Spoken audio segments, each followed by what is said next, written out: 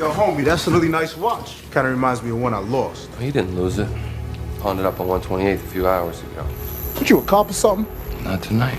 I guess this ain't your lucky day now, is it?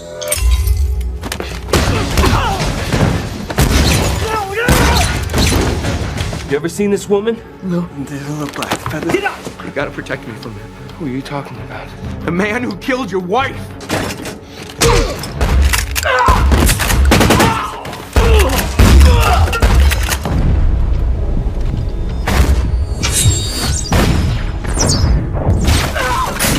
The film opens with an elite detective, Max Payne, plunging beneath the frozen surface of an icy river. His body sinks as memories of his past consume him, where his wife, Michelle, and infant daughter were brutally murdered without mercy.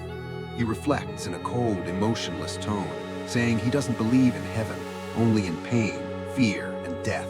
Beneath him lies a graveyard of forgotten souls, criminals and lost people who ran out of time and chances. And he knows that one day, when they drag the river again, his body will be among them, just another name erased, with no one left to say he was ever different. As he feels the dead below reaching out, welcoming him into their darkness, a fate that almost feels inevitable. The story then rewinds to 1 week earlier, where Max works as a detective in the cold case unit, distant, bitter, and completely consumed by the unsolved murder of his family, isolating himself from everyone around him. A colleague casually invites him for a drink, but it quickly becomes clear that Max is a man defined by tragedy, a man everyone knows, but no one truly understands, a ghost walking among the living, obsessed with one thing, finding those responsible. What do you say we grab a beer after work or something? So what's the story? There is none. His wife and kid were murdered. They never found the guy. That's his story. Just, leave that man At a alone. train station, he encounters 3 drugged-up thugs and deliberately flashes his expensive watch, baiting them into following him, unaware they are stepping straight into his trap. The thugs attempt to rob him, but Max swiftly overpowers them, brutally interrogating them about a woman connected to his investigation, showing no mercy as he forces answers out of them, but they know nothing useful. Later, Max meets an informant who warns him that he's chasing ghosts and that whoever he's looking for is long gone, but Max refuses to accept that, threatening to tear through everyone connected until he gets a name. Elsewhere, a woman named Mona watches him closely before walking away, while another woman, Natasha, mysteriously disappears into a private room to retrieve small glasses filled with a strange blue liquid. Outside, a dangerous man named Jack Lupino keeps a close eye on Max, suspicious of his presence, but Natasha reassures him before rejoining Max and leaving with him. Back at Max's apartment, Natasha tries to seduce him, but he pushes her away, focused only on extracting information about Lupino and the drug operation. Yet Natasha, heavily under the influence, speaks incoherently and disturbingly tells Max to call her by his dead wife's name, which instantly triggers him, and he orders her to leave. Suddenly, Natasha begins hallucinating horrifying winged creatures attacking her, screaming in terror as her mind collapses under the drug's effects.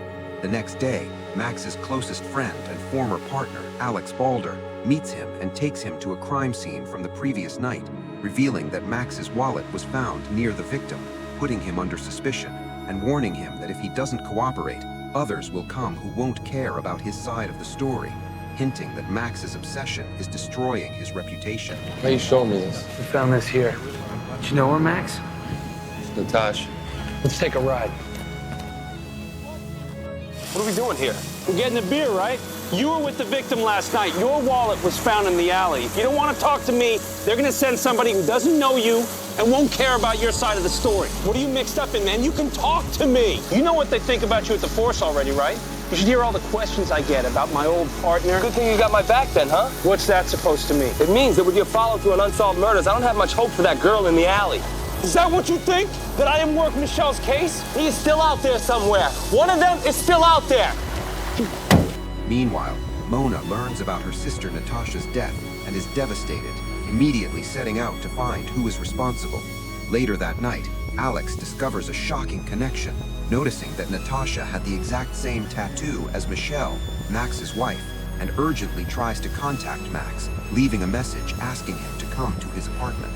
When Max arrives, he finds Alex brutally murdered, and before he can process it, the police arrive, treating him as a suspect, while Internal Affairs Officer Jim Bravura steps in, questioning Max's involvement and pushing him further into a corner.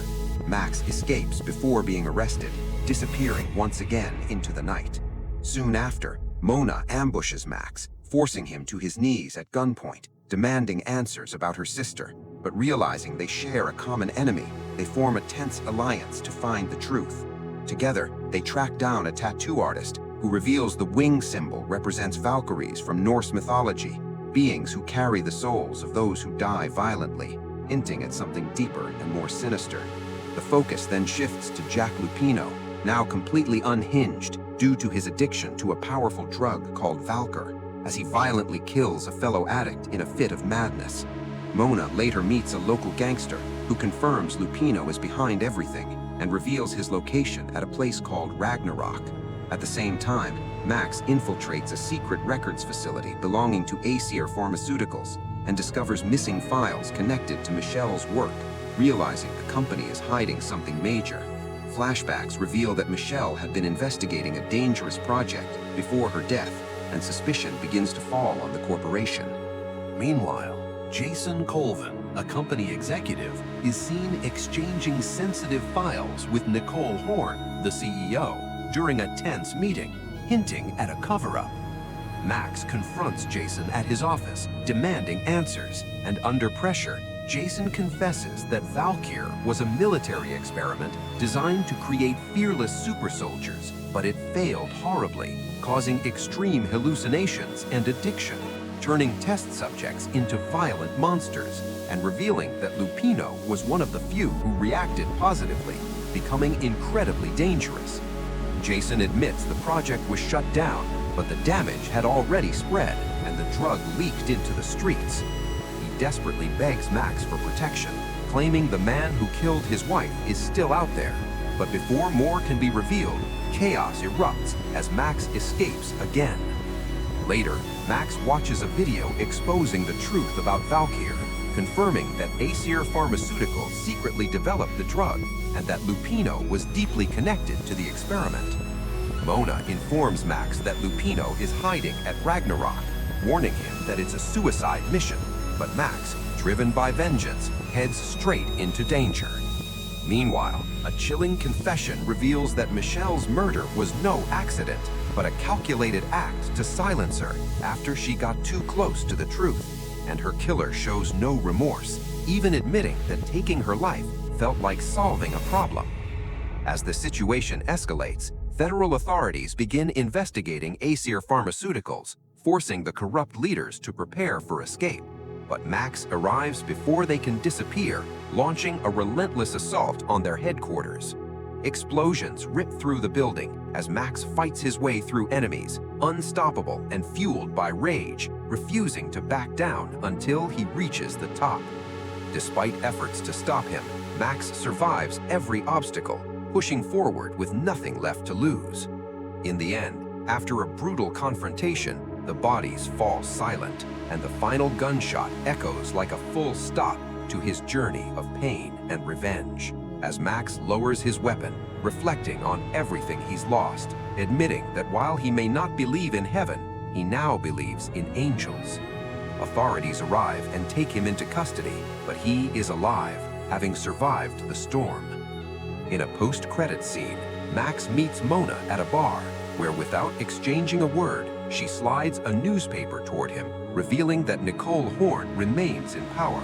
Their shared glance making it clear that their fight is far from over, as a new target emerges and the war continues.